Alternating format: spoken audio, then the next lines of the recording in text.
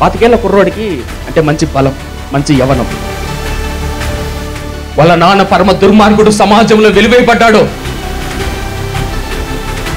25 ఏళ్ల కుర్రవాడు తండ్రి శాపాన్ని, వంశపార్యంగా వస్తున్న శాపాన్ని భుజ స్కంధాల మీద మోస్తూ, నేనెందుకు మీ కడుపును పుట్టాను, నాకెందుకు ఇలాంటి బతికిచ్చారు మీరు అని అడిగాడు తల్లిదండ్రులు.